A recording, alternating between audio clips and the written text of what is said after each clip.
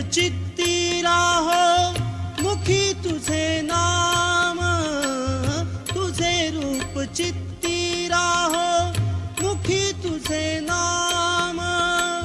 देह प्रपंचाचा दास, देह प्रपंचाचा दास, सुखे करो काम, सुखे करो काम, तुझे रूप चित्ती राहो।